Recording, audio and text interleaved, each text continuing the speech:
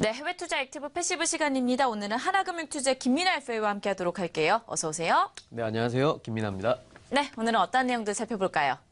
네, 오늘 역시 미국 증시 브리핑 한번 해보고 그리고 저희가 지난 시간에 말씀드리다 말았었죠. 자, 중국 하반기 예측 조금 더 설명을 드리도록 하겠습니다. 자, 일단 어제 뉴욕 3대 지수 모두 하락 마감했습니다. 보시면은 어제 이제 세제 개편의 어떤 법인세 이슈 관련 이런 법인세 인하하는 게 조금 더 뒤로 미뤄질 수가 있다. 그러니까 한꺼번에 하는 게 아니라 점차 조금씩 하겠다. 이런 말들이 나오면서 좀 시장에 실망하면서 투심이 좀 약화됐었습니다. 자, 그 결과로 다우지수 0.36% 빠져가지고요. 23,348.74포인트로 시장을 마감했고요. 그리고 S&P 500도 역시 0.32% 빠지는 그런 모습을 보였습니다. 일단 법인세 이슈가 현행이 지금 35%에서요. 미국의 경우에 2018년까지 3% 인하하고 그리고 2022년까지 20% 인하한다는 이런 안이 미국 하원에서 지금 나왔죠. 그래서 이 부분 어떻게 될지 좀 지켜보셔야 되겠고요. 그리고 지금 11월 2일에 차기 연준 의장 지명을 지금 트럼프 대통령이 하게 됩니다. 자, 그러면 누구를 하게 되느냐? 뭐 이렇게 있는데 지금 개일 확률이 큰 쪽이 아무래도 존 테일러 이 양반이죠. 자, 이렇게 되면 만약에 이 사람이 그대로 연준 의장으로 들어가게 되면은 좀 저희가 소위 말하는 테이퍼링이 좀 빨라질 수가 있다. 긴축기의 시기가 조금 더 빨리 올 수 있다. 성향상 이렇게 보고 있습니다. 이 부분도 역시 여러분 지켜보셔야 될 중요한 이슈가 되겠고요. 그리고 9월에 개인 소비 지출 같은 경우에는 1% 늘었고요. 그리고 9월 개인 소득도 역시 0.4%는 이런 좋은 소식도 있었습니다. 이 부분은 아무래도 허리케인 하비가 이제 지나가면서 사람들의 소비 심리가 좀 회복된 것으로 그렇게 보시면 될 것 같습니다. 자, 역시 나스닥도 소폭 하락했습니다. 0.03% 빠져서요. 6,698.96포인트로 시장을 마감했습니다. GM 같은 회사가 이제 골드만삭스에서 투자 부적절 의견이 나오면서 2.8%나 급락하는 모습 보였고요. HSBC 홀딩스 같은 경우에도 1%나 실적이 좋았음에도 불구하고 소폭 빠지는 모습을 좀 보였습니다. 그리고 S&P 500기업 중에 지금 66%가 기업 매출이 시장 예상치를 상회하는 좋은 모습이 보여주고 있고요. 그리고 이번 주에 또 남은 실적 발표가 또 스타벅스 남았고요. 애플 남았습니다. 저희 종목이죠. 네. 그리고 퀄컴이나 테슬라 같은 이런 회사들 지금 페이스북까지 실적 발표가 남아있기 때문에 여러분 이 부분 지켜보시면 되겠고요. 유가 같은 경우에는 감산합의 기대감으로 지금 또 다 상승했습니다. 브렌트도 상승했고요. 그리고 WTI 같은 경우에는 0.15% 상승해서 배럴당 54.15달러로 시장을 마감했습니다. 유가 관련 상품들 투자하셨던 분들은 지금 굉장히 그림 좋으실 거라 생각하고요. 지금 이 54.15달러가 지난 2월, 올해 2월 이후에 최고치 보여주고 있죠.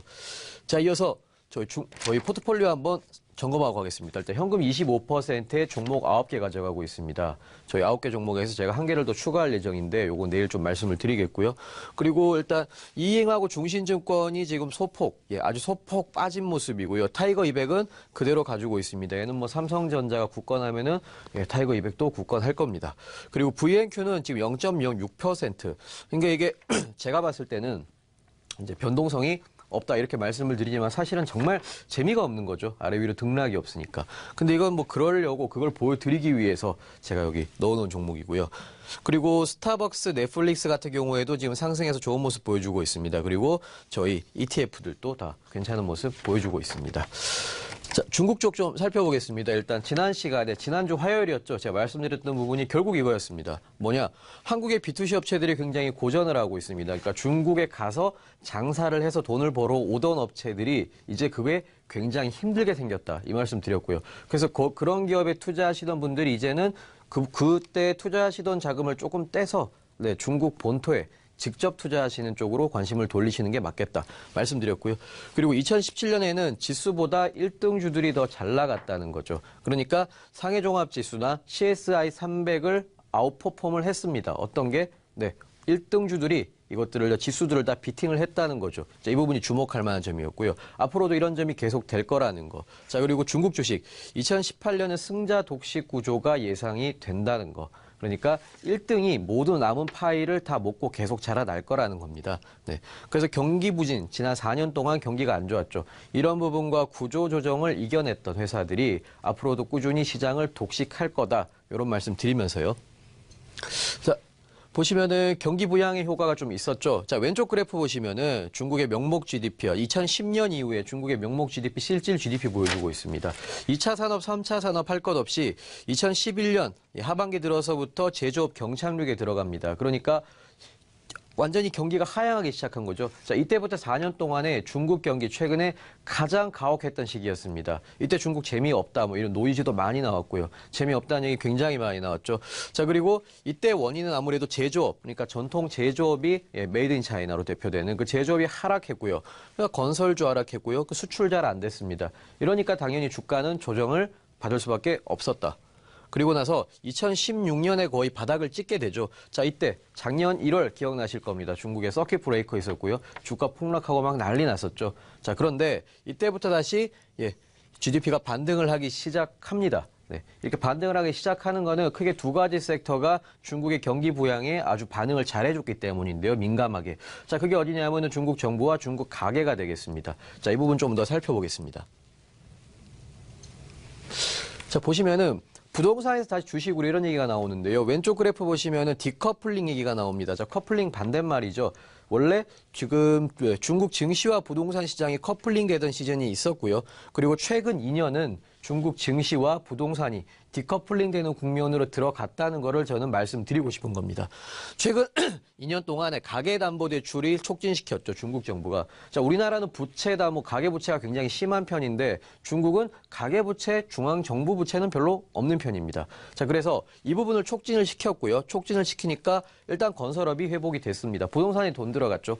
자, 그러니까 중국 부동산이 회복한 거 여러분 2년 동안 보셨습니다. 자, 그 이후에 그러면 당연히 납품하는 소재 업종들은 살아날 수밖에 없었다는 거죠. 자, 이런 것들이 지속이 됐던 게 지난 2년이라면은 앞으로는 여기 갔던 돈들이 이제 다시 주식 시장으로 들어온다. 저는 이 얘기를 드리고 싶었던 거고요. 또 살펴보시면 자, 최근에 시진핑 3시간 반 동안에 당대회에서 연설이 있었습니다. 거의 웅변을 했는데 요 내용이 여러분들 뭐 뉴스 통해서 충분히 다 보셨을 거라고 생각을 하고요. 네. 일단 결론은 시진핑 주석이 굉장히 저희 예측대로 권력을 강화를 했습니다. 그렇게 되면은 이제 구조조정을 자기 마음대로 할 수 있는 거죠. 이 구조조정 개혁 드라이브가 아주 세게 들어갈 그럴 예정이고요. 그리고 인프라 투자에 집착하는 5년이 될 것 같습니다. 인프라 투자에 집착을 할 것 같고요. 여기서 가장 핵심은 국유기업 구조조정이죠. 그러니까 국유기업, 상해 종합지수 구성하는 종목 중에 약 60% 정도가 국유기업입니다. 이 국유기업들이 아주 세게 신정부 모멘텀을 좀 받을 것으로 생각되고요. 흔히 얘기하는 CSI 300 지수에 들어가는 종목들은 지금 시진핑 앞으로 5년 신정부의 모멘텀을, 개혁 모멘텀을 가장 세게 받을 거다. 이렇게 말씀을 좀 드리겠습니다. 자, 그리고 살아남는 내수 기업들의 시장 독식이라고 되어 있는데요. 내수가 어떤 뭐 중국 내에서 물건을 중국의 인민들이 소득이 높아져서 물건을 많이 팔고 이런 게 아니고 내수 기업들도 역시 이 개혁에 대해서 굉장히 많이 지금 뭐 개혁 실제로 구조조정을 굉장히 많이 받을 예정입니다. 거기서 살아남는 기업들이 지금 자 중요한 거 포인트가 여기죠. 3, 4선 도시 중심의 성장을 하게 될 것으로 보고 있습니다. 그러니까 뒤에 뭐 신장, 위구르 이쪽 도시, 1, 2선 도시 말고요. 자 이쪽 도시들이 지금 소득이 8,000불이 GDP 8,000불 넘어가고 있고 이 사람들이 차를 사고요. 이제 휴대폰을 쓰고 컴퓨터를 쓰고 가전을 사기 시작합니다. 자 여기 베팅해서 저희가 가지고 있는 종목 있죠. 예, 스타벅스도 역시 여기 보고 들어가는 거죠. 매장을 2,500개 늘리는 게 1, 2선 도시는 아니고요. 이쪽입니다. 그래서 여러분 이 부분 여기 투자하는 기업들 좀 지켜보시면 되겠습니다. 말씀드렸던 부분 한번 정리를 해보면은 뭐 이렇습니다. 전통산업 호황이 있었고요. 자, 포트폴리오 뭐 사야 되냐? 1등주 위주로 그냥 사모으시면 됩니다. 이게 결론입니다. 굉장히 쉽죠? 네. 지수 상품들 굉장히 유효합니다. 지수 상품 중에 홍콩 H보다는 지금 상해 종합 지수가 좀 더 낫고요. 상해 종합보다는 CSI 300, 그것보다는 1등 개별주. 물론 다 픽업하셔도 좋습니다. 이 말씀 드리겠고요. 1대1로 관련 사업과 그리고 내수는 3, 4선 도시에 집중되어 있는 기업들 우선적으로 보시라는 점 마지막으로 한 번 더 말씀드리겠습니다. 네, 이렇게 해서 해외 투자의 여러 가지 방향성 함께 찾아봤습니다. 해외 투자 액티브 패시브 시간이었고요. 하나금융투자의 김민아 FA와 함께했습니다. 오늘 말씀 고맙습니다. 감사합니다.